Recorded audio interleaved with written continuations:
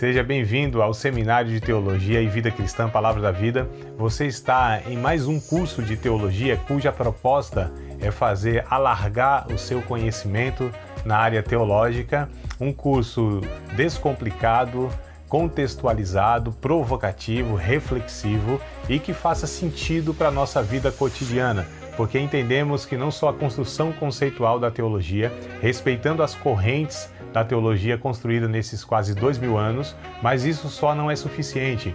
Nós pretendemos que a partir do entendimento bíblico, dos conceitos esclarecidos, nós possamos reproduzir isso em uma espiritualidade no nosso cotidiano e nas relações. Seja bem-vindo a mais uma aula do curso de teologia do Seminário. Bom, nós vamos dar continuidade. Eu não sei se vocês lembram de nós paramos exatamente. Eu lembro, porque eu inclusive revi parte da aula, né?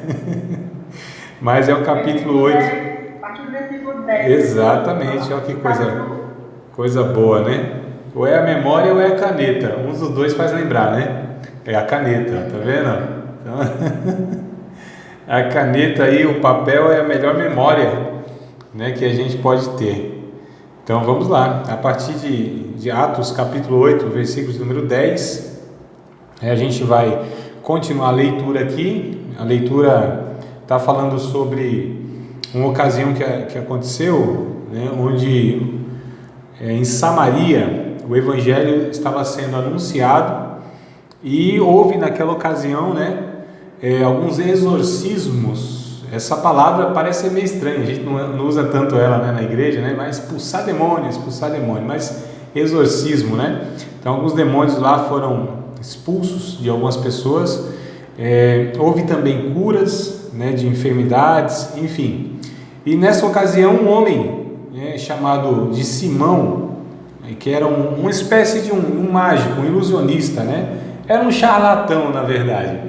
E esse charlatão viu aquilo tudo, ficou impressionado, e aí a gente começa aqui o verso número 10, né?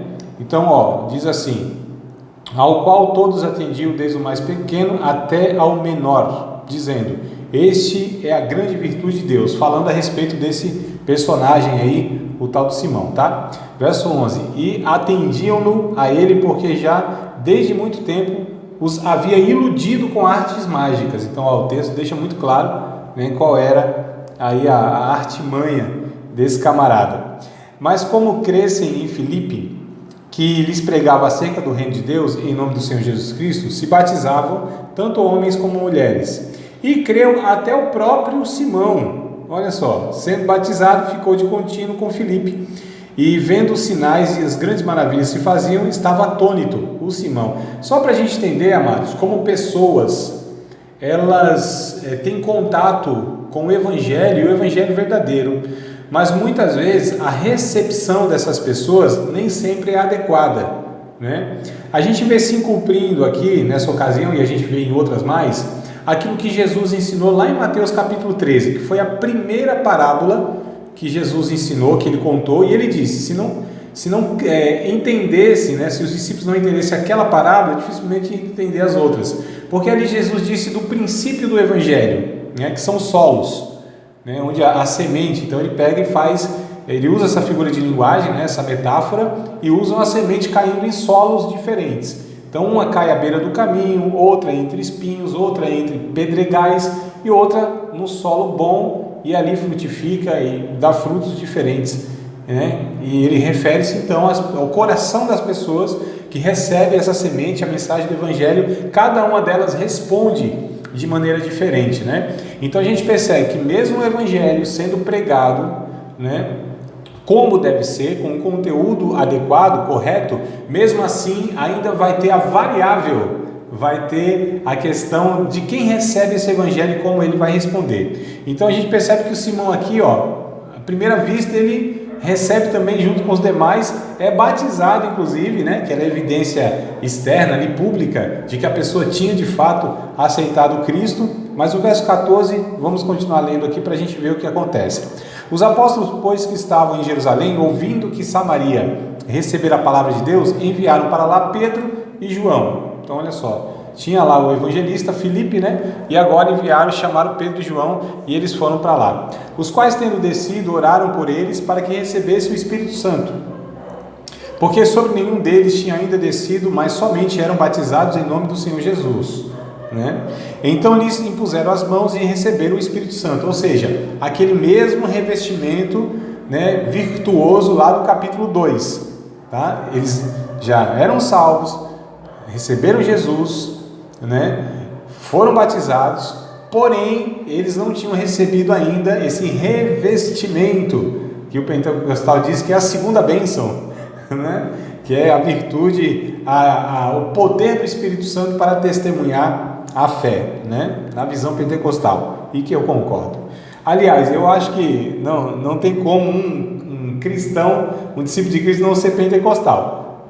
Para mim é impossível, né? Falou, mas e os irmãos das igrejas históricas? Não, eles compreendem a questão da manifestação do Espírito Santo de uma forma diferente, mas são pentecostais no sentido que a Bíblia diz, ou seja, receberam o Espírito Santo na sua vida.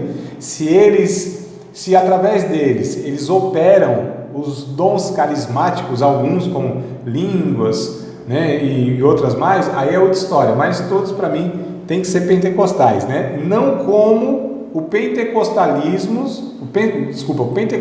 que se apresenta do século passado para cá, aí é outra história. Mas vamos lá para não dar um pano para manga, que não é o caso agora. Quem sabe mais para frente a gente detalha isso aí.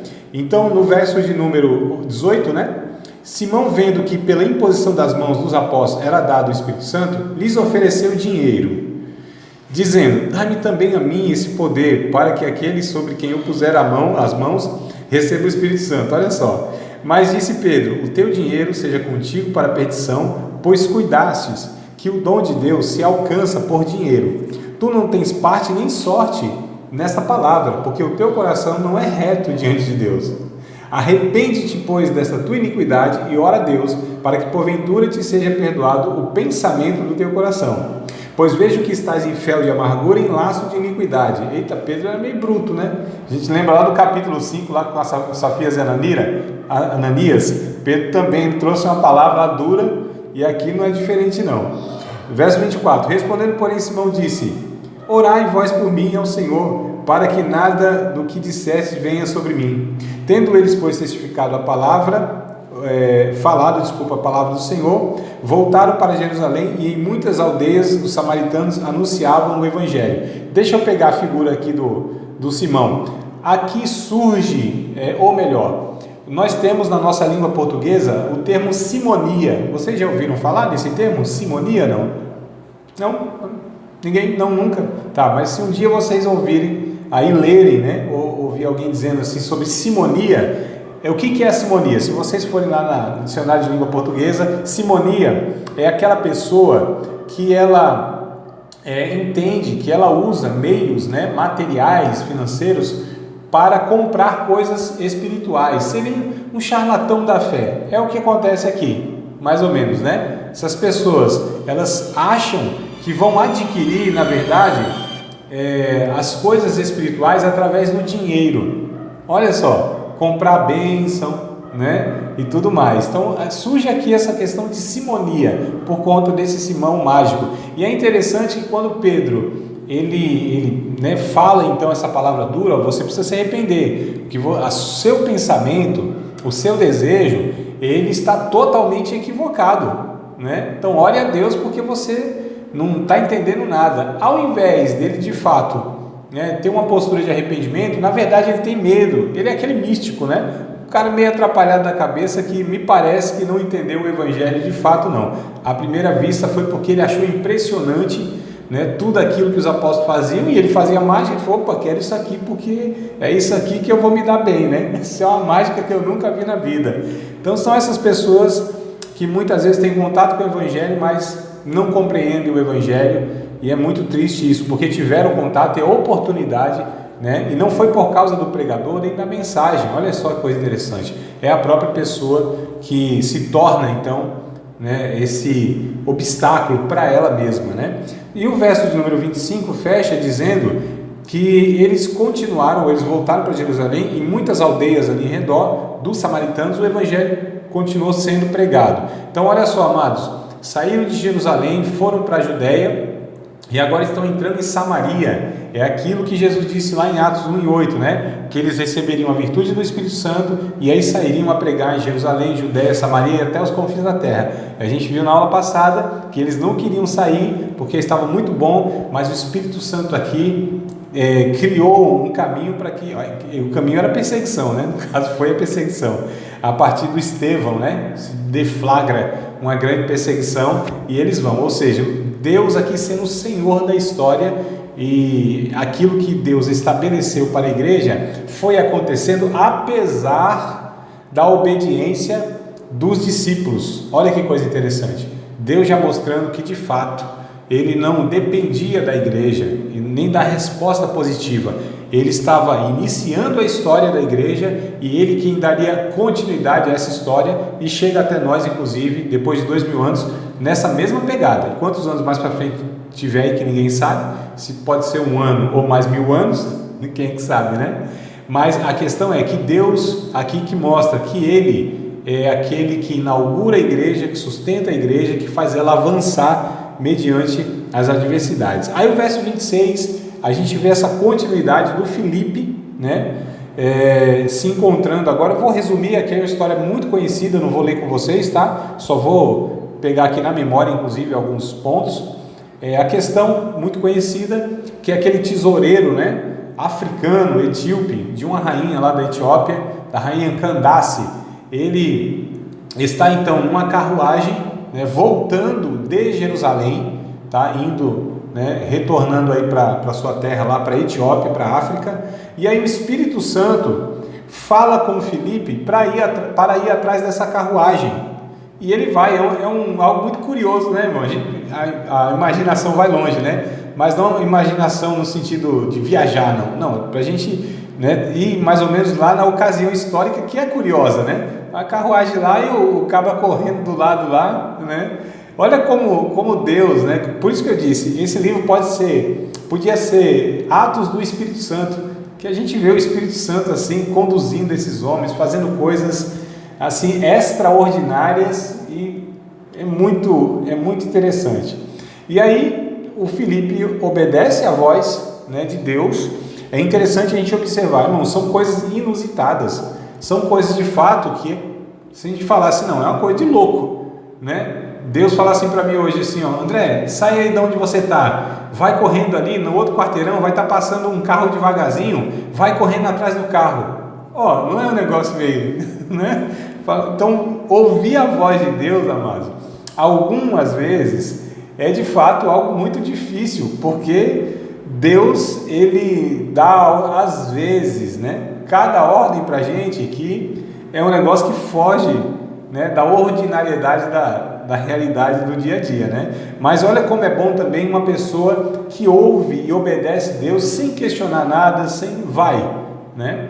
E aí o que acontece? Ele vai, vocês já sabem a história, ele está lendo um profeta, que é o profeta Isaías, lê um texto, né, que a gente sabe que é o Isaías 53, tá? Nós sabemos hoje, né? E o leitor, o tesoureiro lá, ele tem uma dúvida, ele diz assim, mas de quem é que fala esse profeta? Dele mesmo ou de outra pessoa, né? E aí ele é convidado, o Filipe, para entrar na carruagem, segue de viagem com ele, explica. E é interessante que aqui é aquele termo muito famoso, né? Como eu poderei entender se não há quem me explique? Né? Então Filipe começa a explicar a respeito da escritura para aquele homem e fala de Jesus.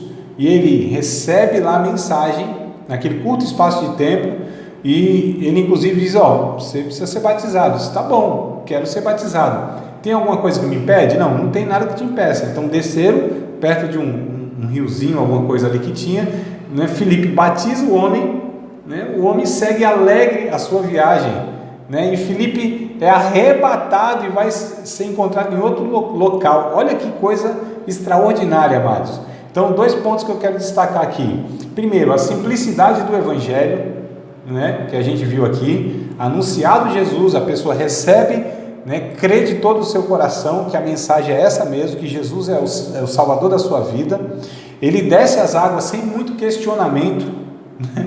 Então assim, não teve discipulado para o batismo, sabe, irmão? Não teve aquele período todo, não, ele aceita Cristo ali, né, e já decide se batizar, e é batizado e acabou, e segue a sua vida. É o evangelho talvez na forma mais simples que exista aqui. Não que eu seja contra, pelo contrário, eu acredito que as pessoas que aceitam a Cristo, elas devem entender, e se a gente tiver condições, né, de ali dar para ela alguma instrução sobre batismo e algumas coisas antes que ela se batize, eu acho muito interessante. Mas tem ocasiões, amados, que essas coisas elas nem são necessárias, né?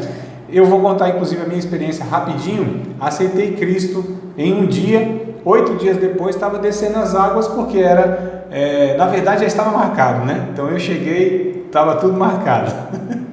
Cheguei no reino de Deus assim, cheguei na igreja, a igreja estava andando, e aí eu só fui na onda, por assim dizer, né? Eu estou dizendo que havia um batismo marcado, eu aceitei Cristo, dei a sorte de o batismo assim uma semana depois, eu falei, eu quero ser batizado. Foi mais ou menos assim, não tem nada que me impeça? Não tem, então bora batizar. Tinha recebido Jesus de verdade, né? Aquelas conversões radicais, que infelizmente a gente vê hoje um pouco rara, né? Aquelas radicais assim, uma vida totalmente desregrada, não vou falar aqui porque também não é uma coisa que eu me orgulho nem me alegro não, mas uma vida totalmente desregrada socialmente, amados. Nem essa sociedade pecadora me via com bons olhos, né, por assim dizer. Então os irmãos vão mais ou menos ter a noção aí. E aí quando eu aceitei Cristo, aceitei de uma forma radical, uma coisa assim bem específica mesmo, né, e tudo mais. Enfim, qualquer dia, quem sabe na ocasião eu detalho mais alguma coisa. A questão isso foi dia 25 de março, né? E aí dia 2 de abril isso foi na sexta-feira, 25 de março, aceitei Cristo. No outro sábado da outra semana, 8 dias depois, dia 2 de abril, eu estava descendo as águas em uma represa aí em São Paulo, Mariporã. Aí em São Paulo, o Paulo está em São Paulo, né? A represa Mariporã, desci as águas ali e segui minha vida cristã até hoje, 22 anos. Então assim, amados, é mais ou menos isso, essa simplicidade, né, essa questão toda. Esse é o ponto que eu quero destacar. Então a simplicidade do evangelho, que era pregado, recebido, sem muita burocracia religiosa, denominacional, aquela coisa toda. E aí, o outro ponto que eu quero destacar, esse milagre de um traslado de Filipe, né? Porque ele batizou o cabra, quando os dois saíram da água, o Espírito Santo pega Filipe e leva para outra cidade. Olha que coisa também assim extraordinária, né? Ele é arrebatado para outro local e começa a pregar, ou continua pregando o evangelho, melhor dizendo.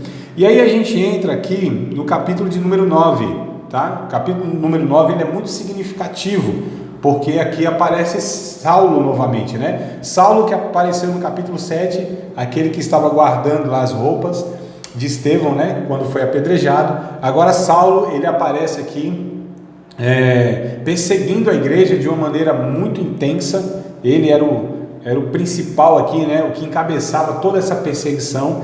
Vamos ler aqui no capítulo 9, verso em diante. Saulo, respirando ainda ameaças e mortes contra os discípulos do Senhor, dirigiu-se ao sumo sacerdote e pediu-lhe cartas para Damasco, para as sinagogas, a fim de que se encontrasse alguns daquela seita. Ele tinha, né, esse movimento como uma seita, tá? Quer homens, quer mulheres, os conduzisse presos a Jerusalém.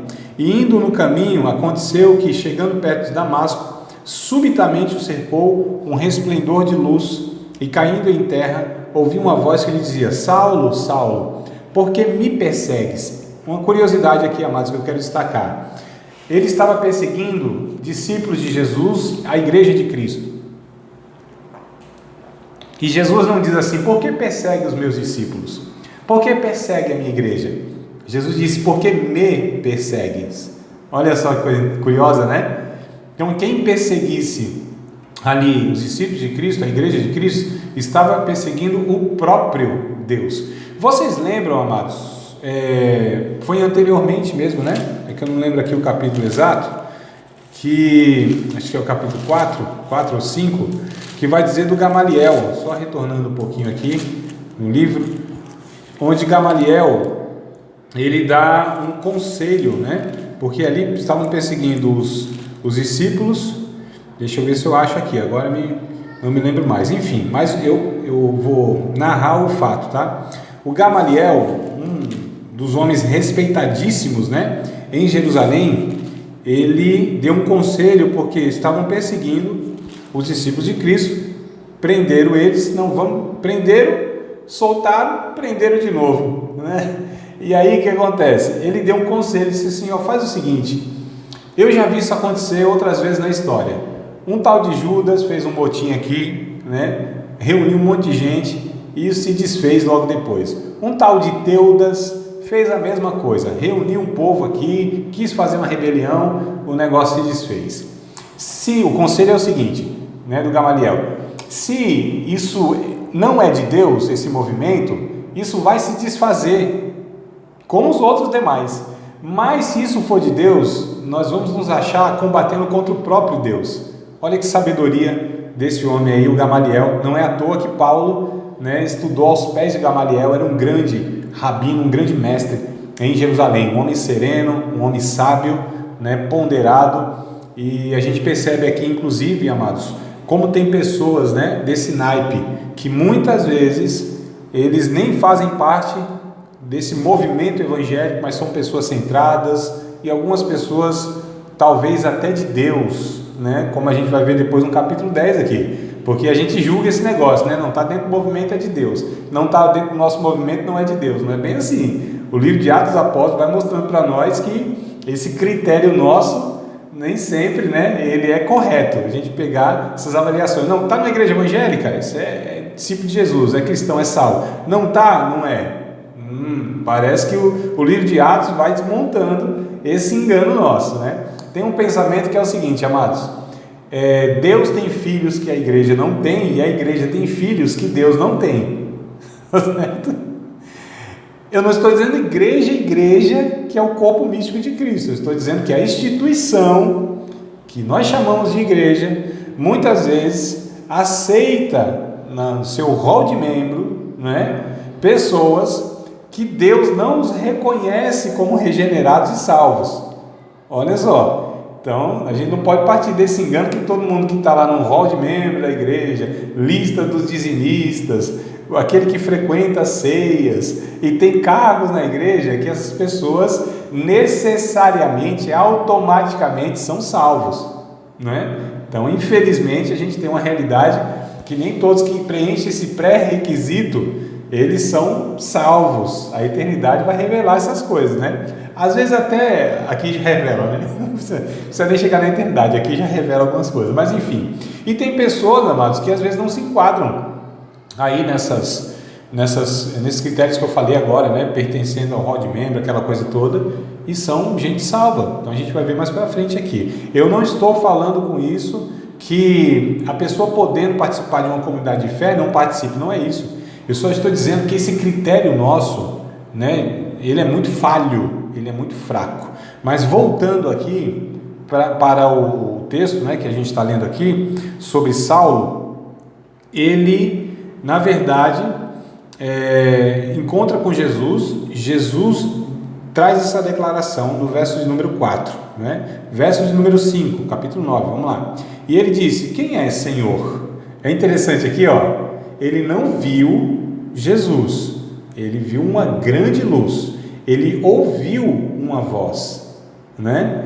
E ele pergunta: quem és, Senhor? De alguma maneira, essa voz transmitia uma autoridade que Paulo chama de Senhor, só para a gente entender aqui esses detalhes.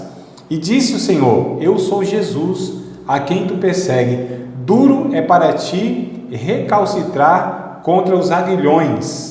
O que Jesus fala, transmite para Paulo, né, nesses termos? Duro é para ti recalcitrar contra os aguilhões.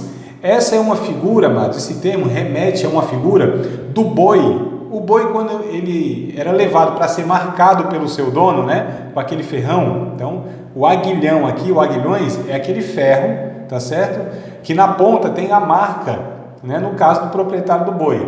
Então o boi ele é marcado, né? Só que nesse processo, né, do boi ser marcado, o boi se debate, porque ele vai ser ferroado, né? É um instinto natural, né? Ele fica se batendo, mas é inevitável, ele vai ser marcado. Então é isso que Jesus fala aqui, é inútil, é duro para você ficar se debatendo contra os aguilhões, você vai ser marcado.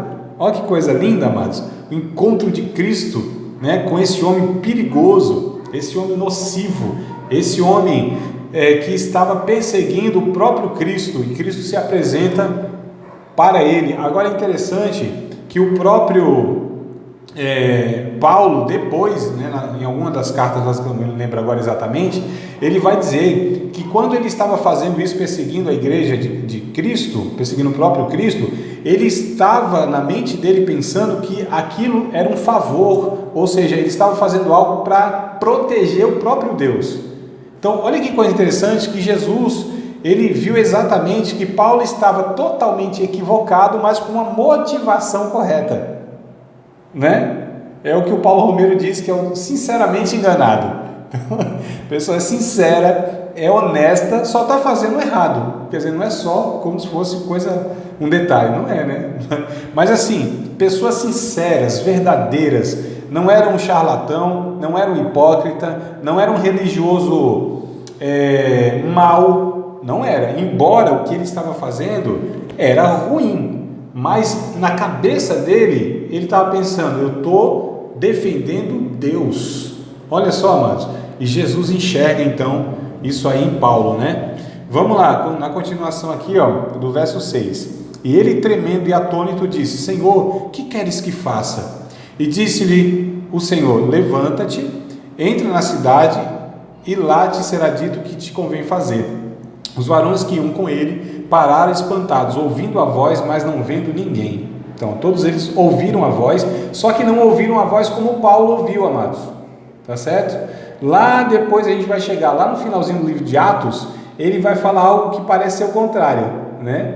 Que ele diz que, aqui ele diz o seguinte, aqui diz que os homens ouviram a voz, mas não viram ninguém. Lá vai dizer que eles viram, mas não ouviram. Fala, eita, André, então tem contradição? Não, chegando lá eu explico, tá? Eu só vou prender a audiência de vocês, eu vou explicar agora, senão vocês não voltam até lá. Isso aqui é técnica de novela, né? Aquele suspense assim, não, próximo capítulo. Então quando chegar lá, acho que é capítulo 26, é o finalzinho do livro. E aí eu explico, e a gente volta aqui, tá? Porque lá está o contrário. Mas aqui ele diz que os homens que estavam com Paulo, né, nessa comitiva, indo lá para Damasco, eles ouviram a voz, mas não viram ninguém. Saulo levantou-se da terra e abrindo os olhos, não via ninguém, e guiando pela mão, o conduziram a Damasco. E esteve 3 dias sem ver e não comer, nem comeu nem bebeu. Olha só, amados, em jejum, em oração e cego. E havia em Damasco um certo discípulo chamado Ananias. E disse-lhe o Senhor em visão a Ananias. E ele respondeu: eis-me aqui, Senhor. Olha como Deus ia conduzindo tudo, né? Falando com quem que tinha que falar, né? Enviando as pessoas aonde tinha que enviar, as pessoas-chave. Anteriormente tinha sido com Filipe. Aqui agora com Ananias, porque já tinha encontrado Saulo. Veja que coisa, né, interessante, amado. Esse Deus que se relaciona com os seus discípulos de maneira pessoal, individual. Esse Deus que se comunica, que se apresenta, que se faz entendido e muito claro para os seus discípulos. E isso para nós hoje, amados, deve ser um motivo de muita alegria, de muita gratidão, de muito privilégio, que Deus continua a partir de Cristo, Ele continua, Ele startou, Ele começou um relacionamento íntimo com todos, sem exceção, porque Antigo Testamento, amados, rei, sacerdote e profeta, essas 3 figuras é onde Deus se relacionava de uma maneira mais estreita, tá certo? E todo o resto era por via desses 3 aqui, rei, sacerdote e profeta. Após a morte e ascensão de Cristo, a vinda do Espírito Santo, todos os discípulos de Cristo, Deus se relaciona pessoalmente com cada um, independente de quem quer que seja. Faz parte do corpo de Cristo, é salvo, resgatado pela obra do Calvário. O Espírito Santo habita nessa pessoa. O Espírito Santo faz morada nessa pessoa. E o próprio Deus se comunica com cada um pessoalmente. As pessoas muitas vezes não se dão conta disso. Muitos líderes não enfatizam essa verdade. Talvez alguns desses líderes, eles não fazem isso por entender que se levarem as pessoas a essa consciência, perderão, né, talvez essa questão de serem tidos como os ungidos, os vasos, os iluminados, né? Aqueles que Deus fala com eles e aí todo mundo precisa ir até Ele. Talvez, quem sabe, alguns fazem isso, né? Porque deveríamos, amados, ensinar uns aos outros que essa realidade, emancipar todos os discípulos de Cristo ao próprio Deus, né? E que não precisassem de nenhum para intermediar, porque de fato a gente vê aqui no livro de Atos que por causa do sacrifício de Cristo, o Espírito Santo veio morar em todos os discípulos de Cristo. Com isso, eu quero dizer que quem intercede agora, quem faz essa ponte entre o homem regenerado e o próprio Deus, é o Espírito Santo. Já não tem mais parte humana intermediando essa questão. Então eu, vocês e qualquer um outro discípulo de Cristo, repito, qualquer um outro discípulo de Cristo tem acesso direto com Deus, amados. Wi-Fi livre, entendeu? Tem senha não, Wi-Fi livre. Sim, ó, pode entrar na sala do trono, como dizem por aí, né? Podem falar com Deus pessoalmente, em qualquer lugar, em qualquer momento, em qualquer dia, dobrando o joelho ou com um pensamento, no meio da rua, numa esquina qualquer, dentro de uma igreja, no quarto da sua casa, onde for. Deus é aquele que se relaciona pessoalmente com cada um de nós. Louvado seja o nome do Senhor por isso. Glória a Deus por isso, amados. Se os pentecostais tivessem vindo, ia falar aleluia depois disso, meu Deus do céu. Mas vamos lá. Não vieram hoje os pentecostais. E aí a gente... Aí, ó, pronto. Estão chegando. Vamos ver se chega mais. Beber água enquanto isso.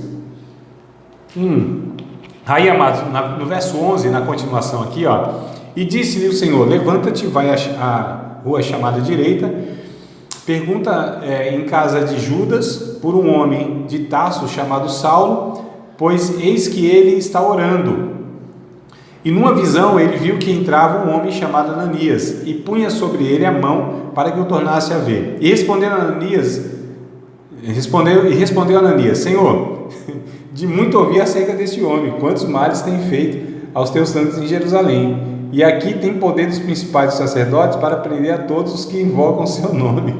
E o cara falou: o quê? Jesus, o senhor não está meio equivocado, porque esse homem está matando todo mundo aí quanto é discípulo teu, né? Talvez o Ananias falou: Jesus, eu não quero morrer não, ele vai me matar. Esse homem está matando todo mundo, prendendo todo mundo. Aí o verso número 15, amados, olha que coisa interessante. Disse-lhe, porém, o Senhor: vai, porque este é para mim um vaso escolhido para levar o meu nome diante dos gentios e dos reis e dos filhos de Israel. E eu lhe mostrarei o quanto deve padecer pelo meu nome.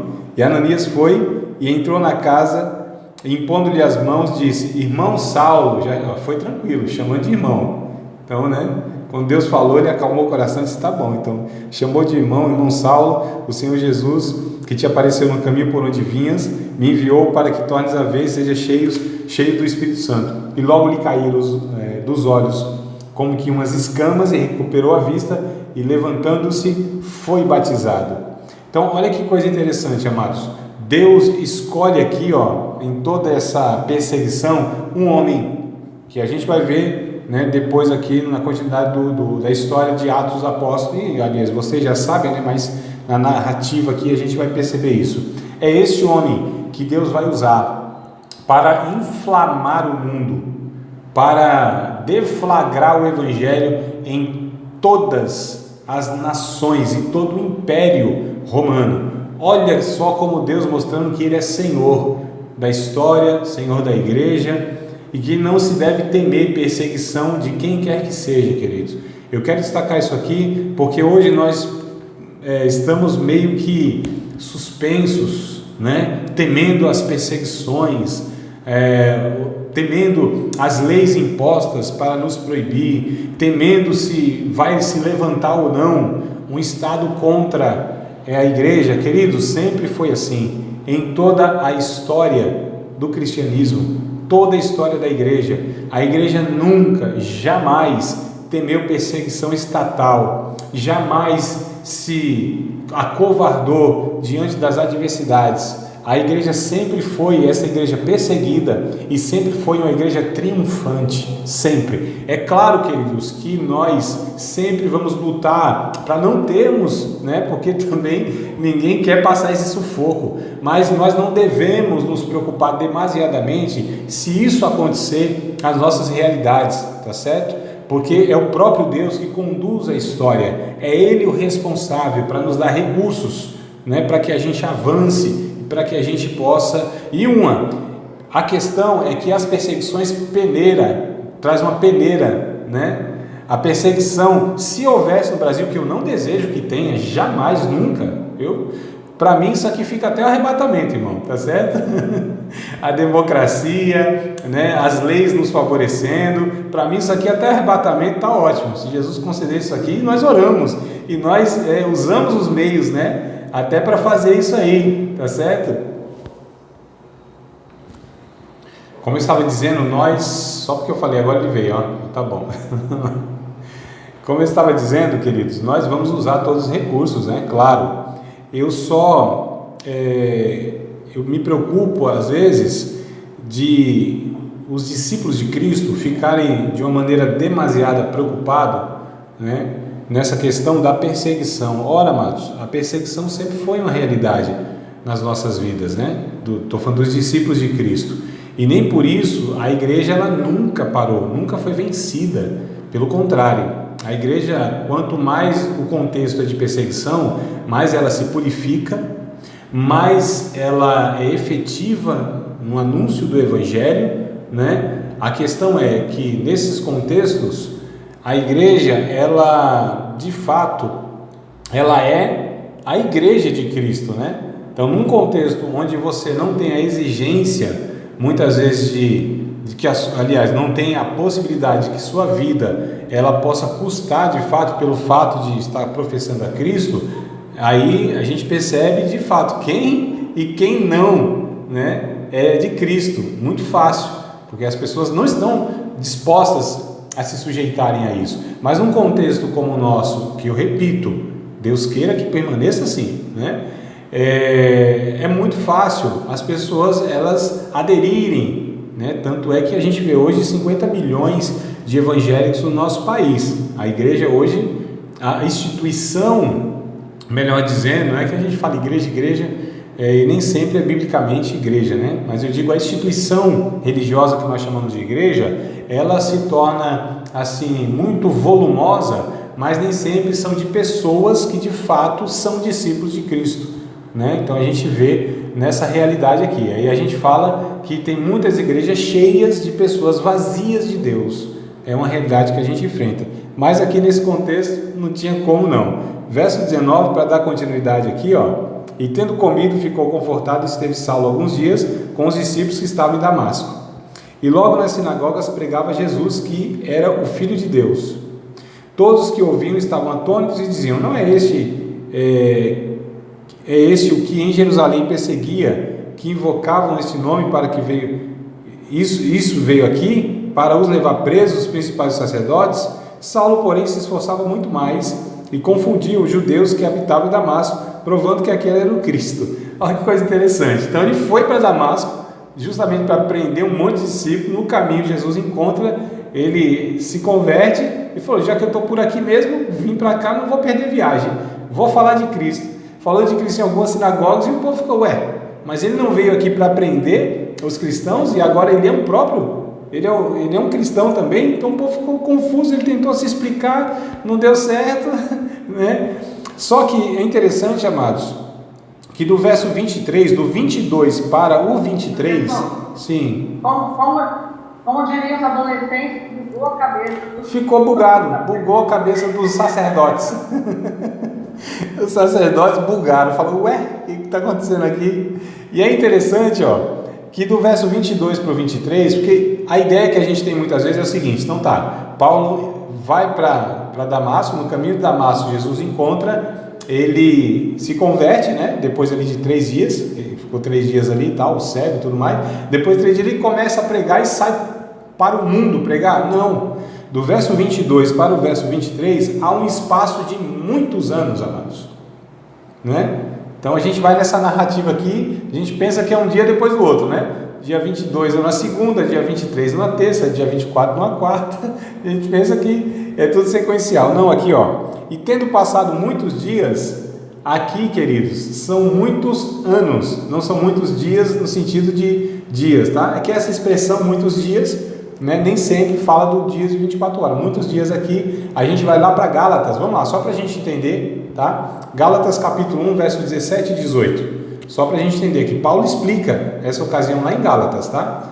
Né? Então, Gálatas capítulo 1, verso de número 17, verso de número 18, Paulo vai falar a respeito aqui, dessa ocasião do verso 22, Gálatas capítulo 1, verso 17 e verso 18, Paulo explicando a sua vida, né? Isso aí ele já estava lá na frente, já mais de 15, 20 anos lá na frente, ele vai explicar o que aconteceu com ele lá em Atos. Nem tornei a Jerusalém a ter com os que antes de mim eram apóstolos, mas parti para a Arábia e voltei outra vez a Damasco. Depois, passado 3 anos, fui a Jerusalém para ver a Pedro e fiquei com ele 15 dias. Então, olha só, Paulo aqui aceita Cristo, verso 22, ele vai para a Arábia. Por que ele vai para a Arábia? Porque era a terra dele, não era Tarso, Paulo de Tarso, melhor dizendo, não era Paulo de Tarso, né? Paulo da cidade de Tarso, que ficava na Cilícia, é Arábia. Paulo nasceu lá, Paulo era árabe, irmãos, olha que coisa curiosa, né? Era um judeu, mas era árabe, como o Jó também, ele era árabe, né? Jó lá do Antigo Testamento. Então, olha, só para a gente entender que essa curiosidade. Então, ele nasceu em Tarso da Cilícia, que era árabe. Então, quando ele aceita Jesus, ele volta para a sua terra e ele fica lá por 14 anos. 14 anos. Vamos para Gálatas, voltar para Gálatas, capítulo 2, verso de número 1.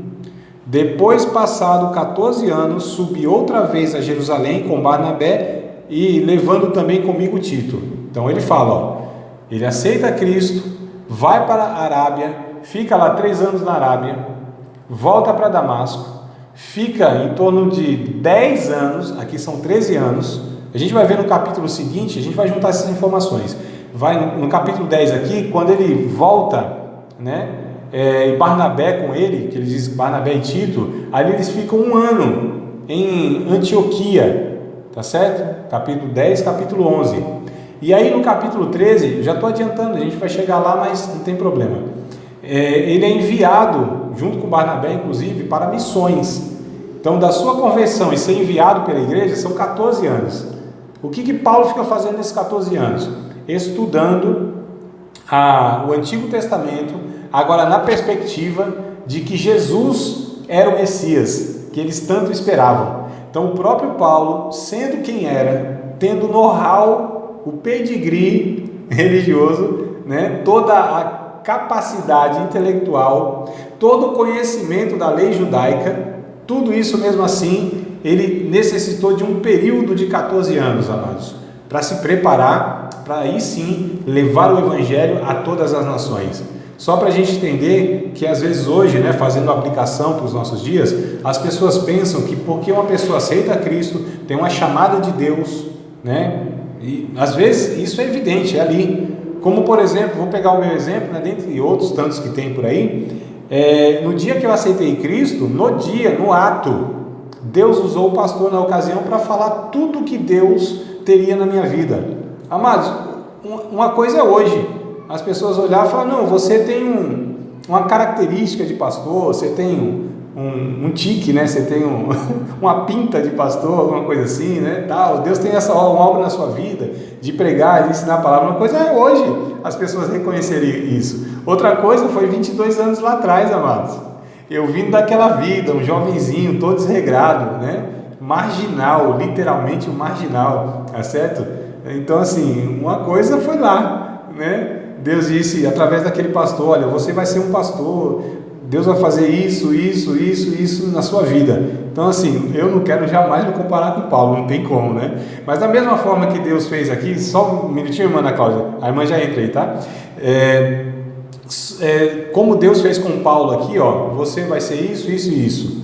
Da mesma forma, Deus falou comigo, né? Quando eu me converti, você vai ser isso. Paulo já tinha todo o know-how, eu não tinha coisa nenhuma, também não tem nem comparação o meu ministério com o de Paulo. Mas o que eu quero dizer aqui, resumindo aqui, a irmã Ana Cláudia já entra aí com um comentário, é essa questão, amados, que Deus, Ele chama as pessoas, embora chame, vocacione as pessoas, e ainda que a congregação, a igreja, né, perceba que Deus de fato, aquela pessoa tem uma vocação de Deus ministerial, mesmo assim, amados, há uma estrada a percorrer, né? Há uma necessidade de preparo, de amadurecimento. Então a gente não pode pegar essas pessoas que muitas vezes têm o chamado de Deus, né, e dar responsabilidade, jogar elas de uma forma despreparada para assumirem responsabilidades absurdas que é o ministério, né?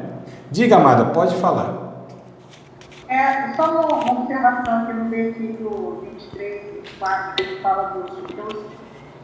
Tudo eles, com respeito aos cristãos, eles queriam matar, né? A minha pergunta havia sim, entre eles uma lei que dava a eles de Paulo, porque eles se baseavam na lei de Deus, mas na lei de Deus fala não matará. Por que eles queriam assassinar os outros, né? Porque isso é assassinato, né? Mas porque eram cristãos, é uma não sei se o termo certo é dicotomia, né? Que fala, né? Fala, agem de uma forma, todos os textos sempre queriam matar, até Saulo mesmo participou ali, esteve presente matando os cristãos. Por quê? Mas os cristãos não falavam do mesmo Deus que eles, praticamente, né? Só que falou de Jesus, que eles não aceitavam, não criam em Jesus como Deus, mas eles falavam de Deus também, os cristãos. Sim. Né? É uma coisa meio... Aí eu quero saber só isso, se havia uma lei que dava, entre os judeus que dava que levar de poder matar alguém que não professasse a mesma religião que ele. Porque se fosse assim, os pagãos lá, que professavam, né, a religião deles, comando, estavam lá dominando o povo ali, era para eles matarem também, não é? Então, amada, não havia nenhuma lei. Pelo contrário, como a irmã mesmo disse, né? Deus disse, não mate. Não mate, né? Então, o que acontece? Mas olha, nós já lemos aqui em Atos Apóstolos que eles prendiam os discípulos por inveja, mandaram crucificar Jesus por inveja, né? Então esses homens, eles de fato não carregavam em si virtudes, valores e princípios de Deus. Eles se tornaram religiosos que defendiam seus próprios interesses. Qualquer semelhança com hoje em dia é mera coincidência, né? Então, assim, a gente já viu isso na história também, né? Então, quando a gente pega aí Martinho Lutero, Calvino, que é idolatrado, né, por alguns movimentos cristãos hoje aí. Então, Calvino, assim, é um cara que... Martinho Lutero, nossa... Né? E você pega essas figuras assim na história, eles mandaram inclusive, irmãos, eles autorizaram matar. A gente está falando desses homens, e eu nem estou dizendo que eles eram homens malignos e tal, talvez essa questão é equivocada, e eu nem estou comparando Martinho Lutero e Calvino com esses sacerdotes aqui, não é isso que eu estou dizendo, tá? Eu só estou dizendo que muitas vezes, né, esses equívocos, essa parte falha, que é grave, meu Deus do céu, como uma pessoa pode ser de Deus, ela pode falar das coisas de Deus e ter essas posturas, né? Como eu disse, não estou comparando esses homens com esses sacerdotes, tá? Eu até acredito que Martinho Lutero, Calvino foram homens de Deus, né? Agora, a gente entende aqui, no caso aqui especificamente, eram religiosos mesmo que não estavam nem aí para Deus, amados. Eles só tinham a carcaça, a aparência de religiosos, né? As pessoas tinham como homens... Caiados que Jesus falou, né? Exato. O próprio Jesus, ele já denunciou essa aparência, essa hipocrisia desses homens, né? Que eles deveriam representar Deus, mas eles faziam o contrário, na verdade, né? O que eles faziam não tinha nada a ver com Deus, e o que eles criavam de leis, inclusive, dentre eles, invalidavam a lei de Deus. Então, assim, é religião. O que a religião sabe fazer é isso, né? Então, o Evangelho, Antigo Testamento, inclusive, amados, quando a gente vê nos tempos de Jesus, esses homens da lei, os escribas, né, que eram os doutores da lei, os sacerdotes, que eram os líderes religiosos, a gente vê eles com posturas e ensinamentos que não tinha nada a ver com o que Deus tinha proposto no Antigo Testamento. Então, o judaísmo, ele necessariamente não era a expressão da vontade de Deus, como o cristianismo também necessariamente não é a expressão da vontade de Deus. Só para a gente entender, nenhuma novidade. Antigo Testamento, o judaísmo foi criado, mas ele não corresponde à vontade de Deus exatamente. O cristianismo que hoje nós participamos também necessariamente não expressa a vontade de Deus, porque o que há, né, de leis, o que há de ensinos, o que há de exemplos, ou mau exemplo, né? O que há de comportamento e o que foi criado pelos homens, muita coisa não tem nada a ver com o que Deus propõe no Evangelho. Então, só para a gente ter, né, essa realidade, essa visão, que assim, nenhuma novidade, são os homens estragando aquilo que Deus propõe, né? Então, a gente vê aqui que é isso, é a história, o livro é histórico, está narrando a história, e nós, inclusive, eu ia chegar lá no capítulo 28 para falar isso, mas já vou adiantar aqui, nós somos o capítulo 29 de Atos dos Apóstolos, tá certo, amado? Depois eu explico por que eu falo isso, mas nós somos a continuidade desse livro aqui. Nós somos o capítulo 29, acaba no 28 lá, né? Mas nós somos o capítulo 29, depois eu vou justificar a minha fala, tá? Você acabou de participar de mais uma aula de um dos nossos cursos do Seminário de Teologia, Vida Cristã, Palavra da Vida. Espero que tenha te abençoado, não só alargado o seu conhecimento teológico, mas que tenha também atingido o teu coração para que você possa a cada dia mais reproduzir a vida de Deus nas suas relações cotidianas. Se você ainda não é aluno oficial de um dos nossos cursos, se inscreva aqui no contato que vai aparecer do WhatsApp, também nos siga nas redes sociais, se inscreva no nosso canal, compartilhe à vontade e Deus te abençoe.